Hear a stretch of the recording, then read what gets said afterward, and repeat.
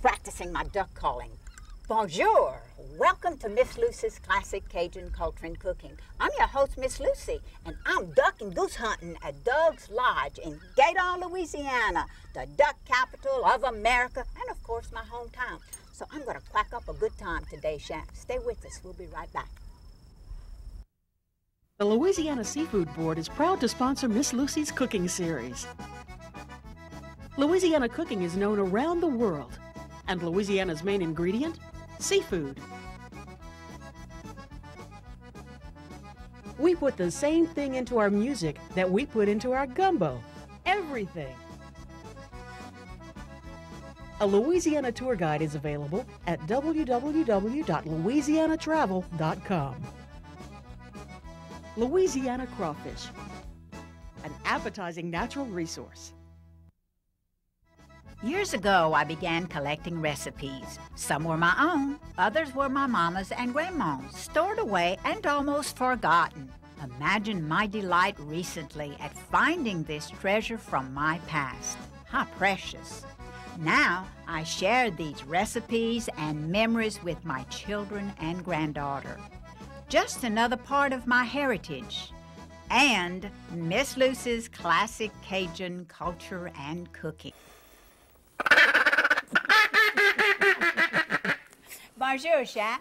This is Boo Monceaux from Gueydan, Louisiana, my hometown and duck capital of America. Of course, Boo, I'm sure glad I don't have to cook this duck today, chat. But thanks to you, I don't. Listen, with all the ducks we got that morning, how would you want me to cook it? I'd make a gumbo. Well, that's a good idea. So, we're going to do that. Of course, you're going to have to go back out to the blind and get us some more wild game because I have a hungry crew here. So, while we're viewing our good hunt that we had that morning at Doug's Lodge in Gueydan, why don't you practice your duck calling, okay?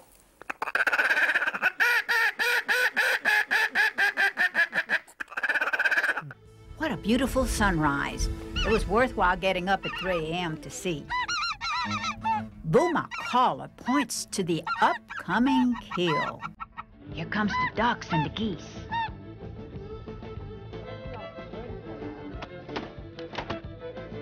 Incoming goose. Shan does a great job of retrieving.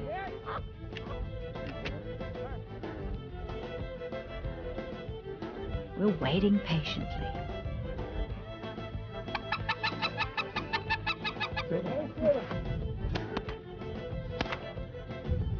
Wow, what a beautiful bird. Glad Shan does all the work.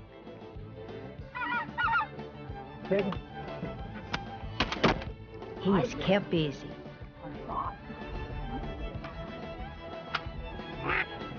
What a neat way to call in ducks without a duck caller. Oh, man. Oh, man. Wow. No time to relax with all the flocks of geese. Shan never stops.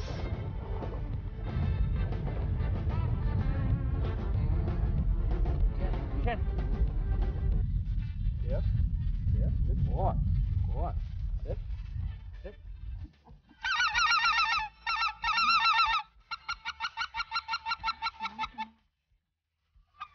He watches carefully. Missy beats me to the kill. Guess she's just younger and quicker. Plus, she likes to outdo her mama. A good dog is a hunter's best friend. And he always brings the kill to his master. Okay. Need one more. Let's do it.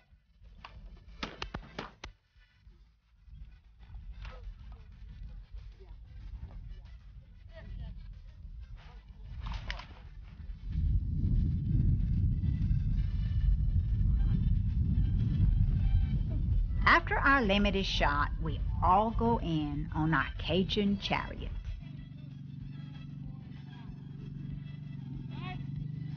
What a great experience. Now for a hearty breakfast and to clean our game.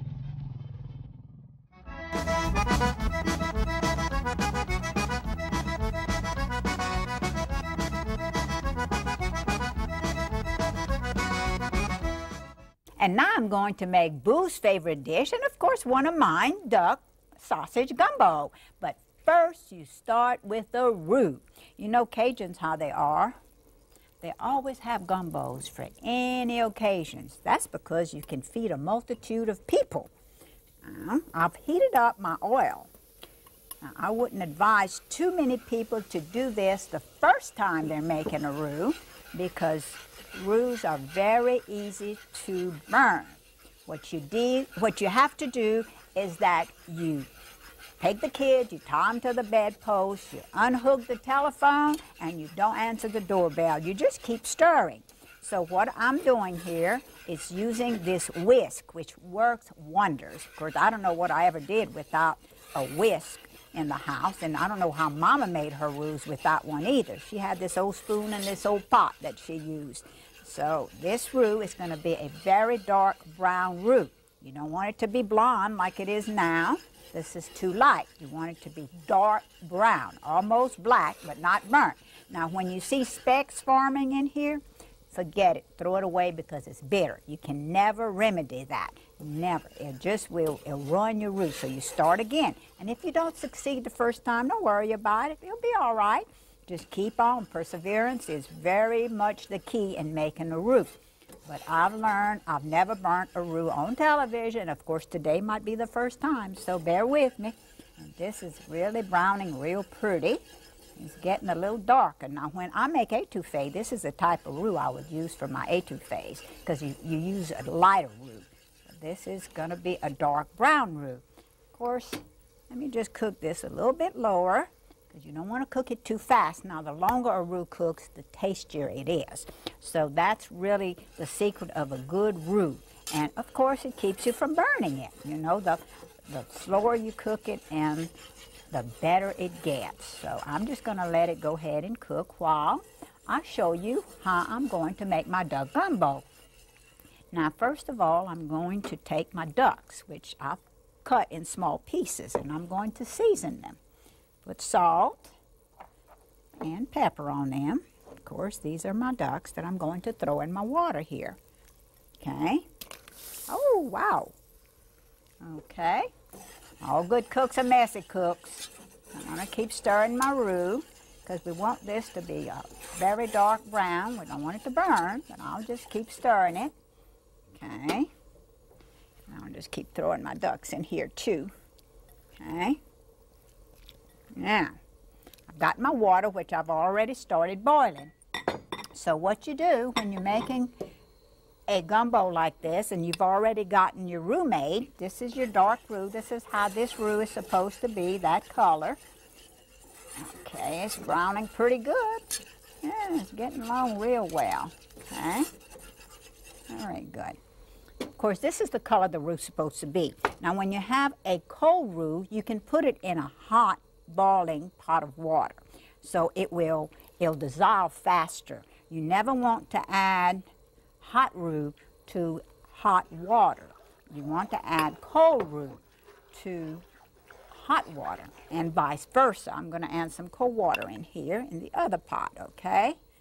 Now I'll add my roux to my boiling water with my ducks, and I'll stir this one. Keep making this old roux here. Boy, it smells so good. There's nothing like a roux to bring attention. Man, your neighbors are going to smell that from a mile away, and they'll start coming in. All right, well, this roux is done. So I've completed that. You see how pretty and brown this is? This is really finished off real good. So this you can keep in your refrigerator for a long time. I've gotten this the color that I wanted and the thickness. I'm going to add some sausage to it. Okay. Very good. And if you want to, you can add some onions. That's a good thing about Cajun cooking. You add just anything you want to the pot. And bell pepper. I like to add this to mine. Okay. Very good. And you cook this down until your ducks are completely tender, because you have to be careful. Sometimes the ducks are kind of tough, which is, you know, you've got to take that into consideration. Yeah, this roux is gorgeous. What I'm going to do, I'm going to let it cool, and then I'm going to put it in a jar in my refrigerator and keep it for the next gumbo. And if Boo comes in with some more ducks, we're just going to add the roux to the pot. Okay, that's very good. Okay, so this, while this cooks and the ducks cooks, I'm going to show you where these little ducks got cut up. I'm going to show you what they really look like after we clean them. All right, so voila! These are the 3 different types of ducks that we got. This is the mallard and this is the hen. These are the larger ducks. Of course, you can tell a mallard because it's bigger and it's got a green head, I think. I don't even look at their heads when I'm shooting them, but anyway. And this is the little teal. These are small, but these are wonderful. And they can, either one of them can be pot roasted to perfection. Of course, I like to make rice dressing with mine when I pot roast them. But today, of course, I chose to make the gumbo.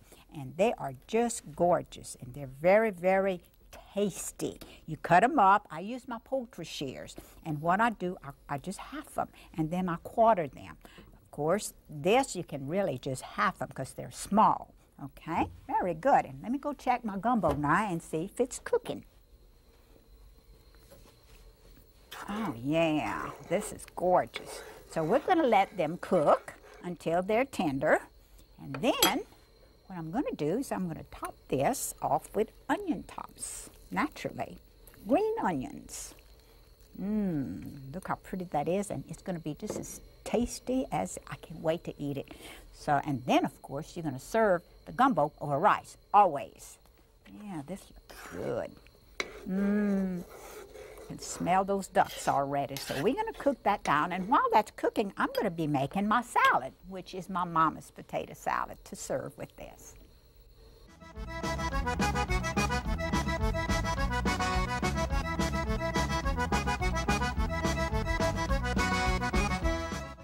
To go with that wonderful duck sausage gumbo I just got through making, I'm going to make my potato salad.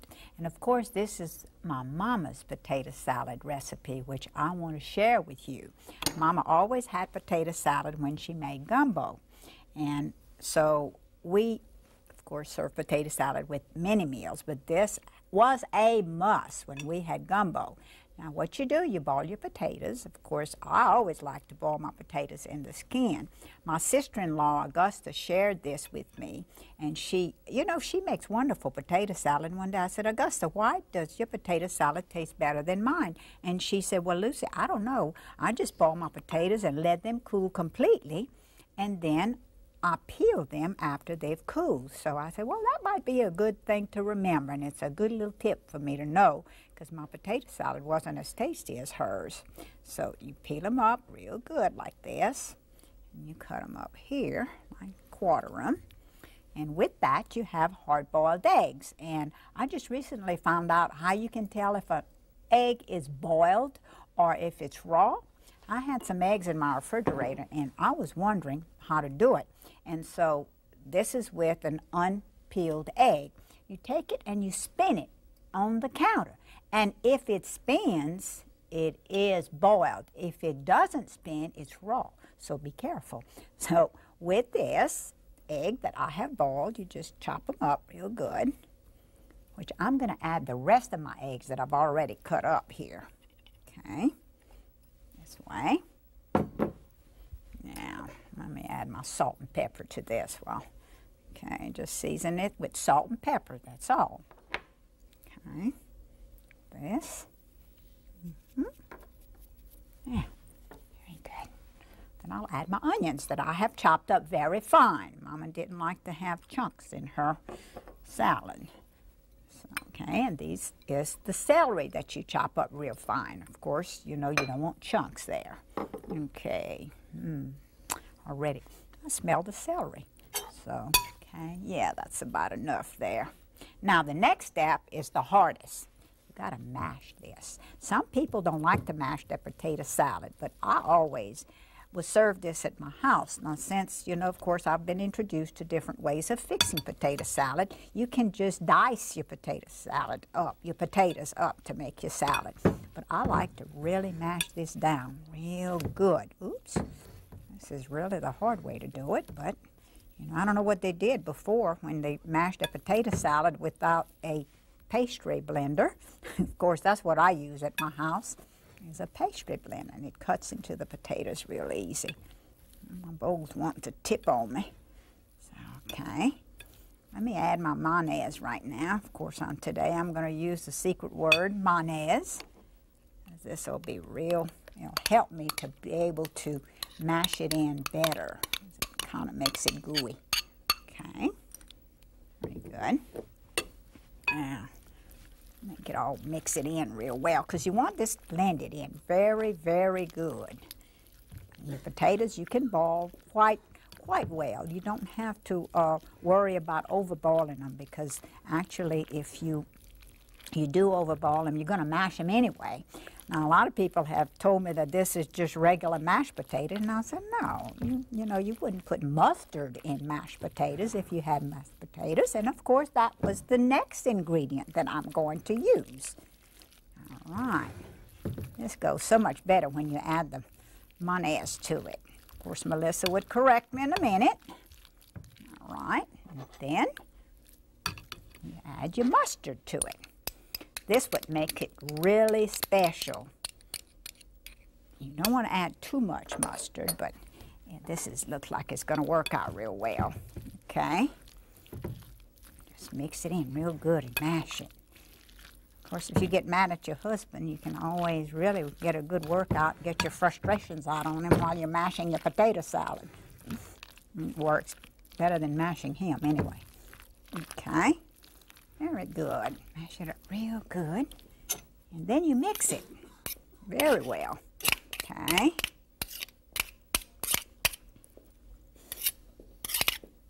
Okay.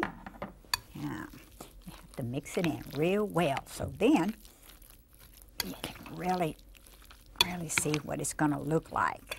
If you like more mustard, you can always add more mustard. It doesn't matter. I just have a tendency to kind of not use as much mustard as my mama. She always added a lot of mustard to hers, and it looked yellow. So if you like it, that's okay. That's what Cajun cooking is all about. Fix it according to your preference. That's good. Of course, then I'm going to show you exactly how I'm going to be eating this potato salad in a few minutes. All right, look at this. We always have potato salad when we have friends over and take them to camp suppers and all, because it's so easy, and you can refrigerate this. Now, I like mine just at room temperature. Now I've got my potato salad made, so I can go on and fix my dessert.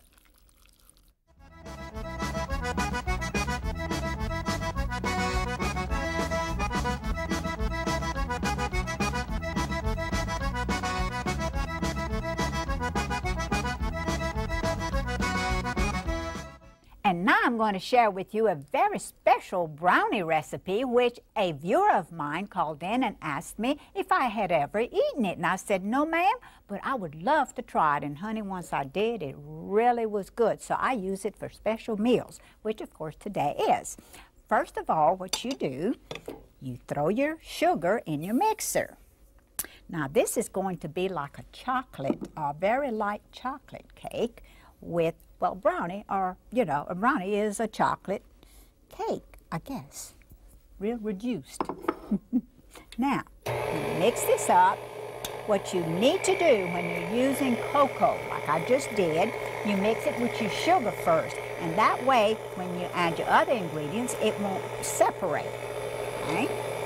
Then, of course, I'm going to add some butter to this. Let it blend in real good. Okay. Now this doesn't want to get off. I'm just going to use my hands. You know how Cajuns use their hands all the time when they're cooking, but you know, that's okay. Good butter. You can use margarine with this, of course, if you're on a special diet. Okay. Our hands. Mix this up a little faster. Okay, I sure am messy today. I got my mixer all messed up, which all good cooks are messy cooks. So that's okay. Must be a good cook. All right, you mix this up real good. Then, of course, next, while that whips up, I'm going to use Mr. Edgar again, or Egbert, or Eddie, whichever. He's just so cute. I love him. All right. Throw my eggs in here. Mix that all together. Very good. Now, Edgar, you're going to have to work some more in a minute, so I'm just going to set you down here.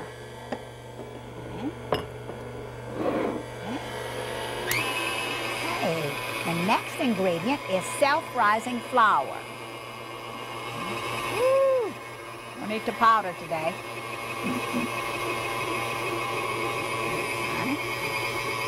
Very good. Sure and messy.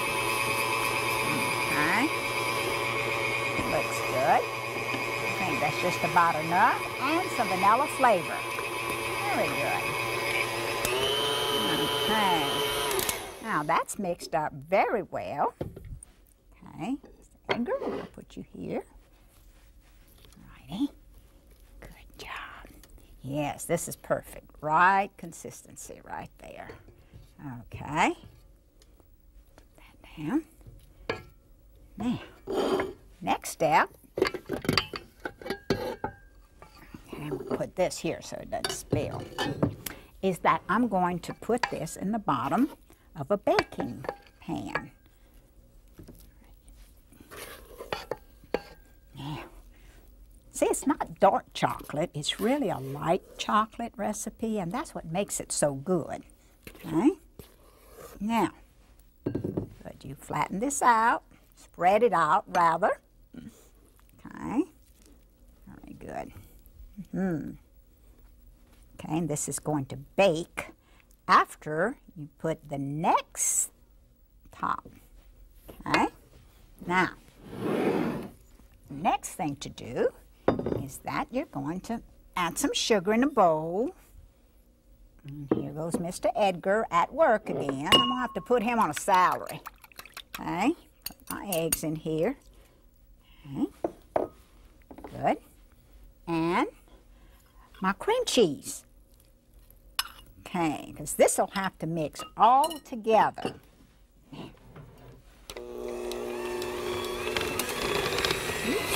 Edgar wants to lay down and pick it up. All right. Okay. This is going to blend in real well. Then you're going to add some more self-rising flour to this.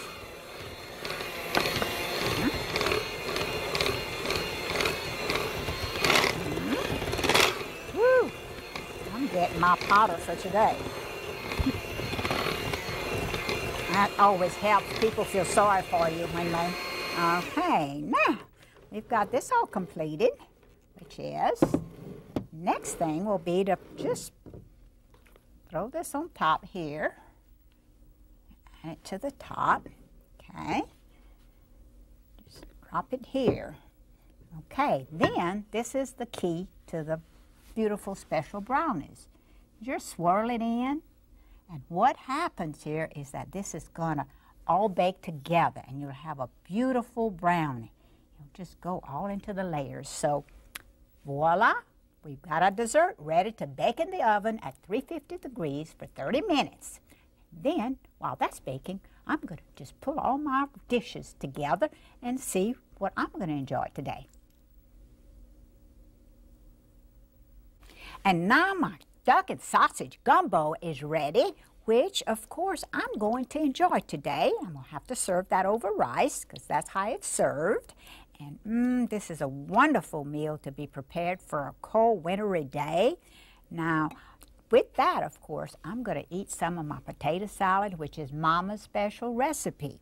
And she always ate hers in her bowl of gumbo, so naturally, I'm going to follow in her footsteps.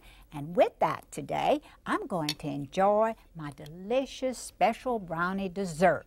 So now I've got it all cooked, so I'm just going to enjoy.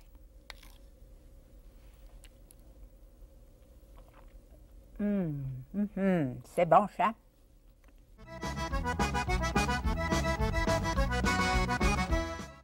After a great hunt and wonderful food, it's time for a letter.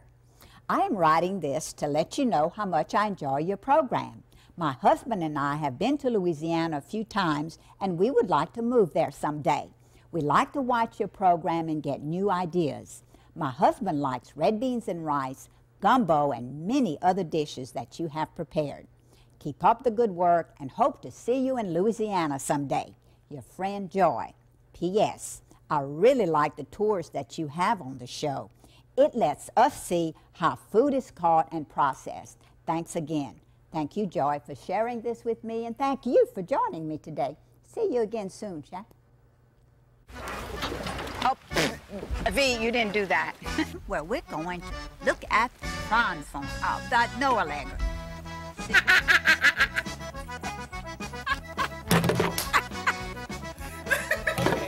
Look. We can't find you.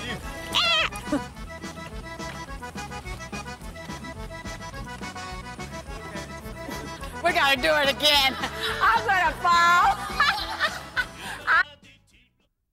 The Louisiana Seafood Board is proud to sponsor Miss Lucy's cooking series. Louisiana cooking is known around the world, and Louisiana's main ingredient, seafood.